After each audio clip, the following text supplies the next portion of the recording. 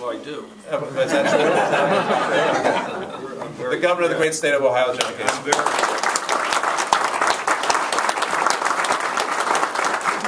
What are you trying to tell me? Just sit down and sign the bill?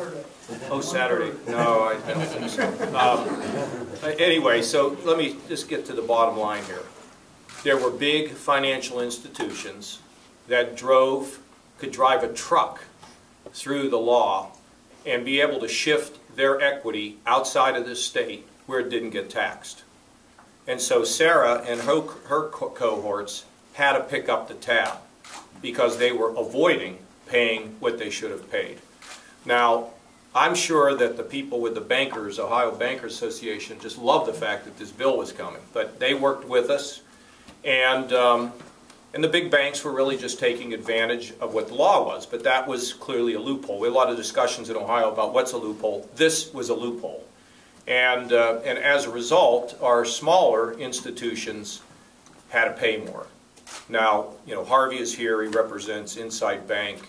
He loves. You like this bill, don't you, Harvey? I think $125,000 worth, Governor. Okay. Thank you. And Sarah's really top flight. I mean, she's also chairman of the board of DePauw University. She's got vast experience with financial institutions and plays a major role, not just in her own institutions, but also across the board. So we had a meeting with the community banks and the smaller banks, and this is unusual because as we sat around the table, it became clear that these folks needed some help.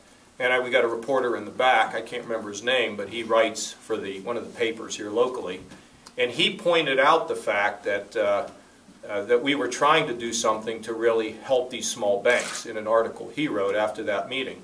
And what's interesting is we did it. I mean, we didn't talk about it, we didn't overthink it, we did it. Now, I have to tell you that this was really difficult work. Joe Testa, along with David Goodman, and David's not here today, he's their Director of Commerce, they put in countless hours. And I have to also tell you that Ron Amstutz, and he and I, we had this budget, okay, and what he was saying, we had this mid-biennial review. We decided we do a budget every year. You can do a budget one year and put it on hold for 2. I mean, who does that? Well, government. That's why we're 16 trillion in the hole, and we were 8 billion in the hole when I came in. So the idea was we do it in the second round. And Ron, and he had a lot of work because the document was 1,400 pages or something, the MBR, 3,000 pages in this big document, and included in here was what we call the FIT. So there were unintended consequences to fixing this. I mean, it wasn't simple. If we didn't have Ron and Tim's brain power, and I know Ron was front line on this the whole time, and that's why Tim is thanking him, he put a lot of effort into this, and we made it a better bill. So now, as a result of this, we have injected some, you know, we've given them a shot of adrenaline where their costs are lower, where there's a fair system, and the fact of the matter is, small businesses are the engine of economic growth, and these institutions, they are the injectors of the blood into these small community banks to help our small businesses grow. And you're going to hear more about this over the period of the next month or so, because I believe the tax burden on our small businesses is overwhelming and is really hurting this state in terms of being able to get to the next level. You know, we are out of the ditch and we're doing pretty well. I mean, you know, people know I'm going to go over to Davos and I'm going to tell them one story.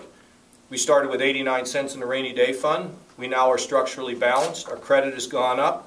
We have $500 million in surplus, growing.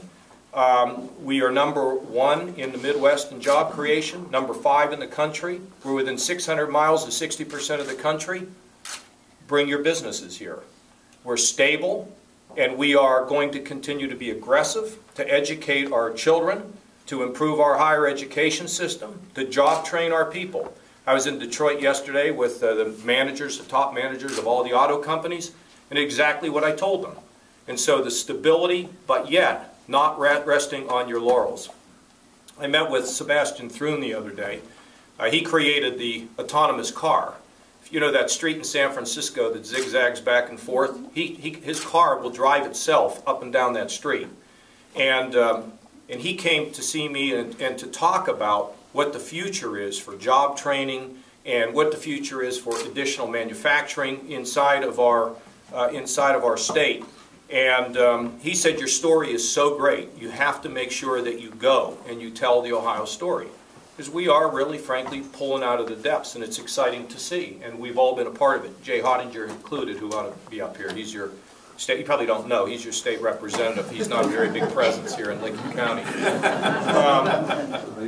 But to make a long story short, this is a very, very good bill for the folks that are out there struggling to make it, buying a home, trying to start a business. And it gives these institutions a lot more latitude when it comes to lending. So I couldn't be happier, and it wouldn't have been done without great teamwork by the administration and our legislative bodies. So that's, I guess we'll go and sign. What is your daughter's name? Sally. Sally. How are you, Sally? You were not clapping as aggressively as I thought you should. Now, I'd be happy to do a do-over. okay. Today, my daughters turned 13. Can't believe it. There you go. Good job.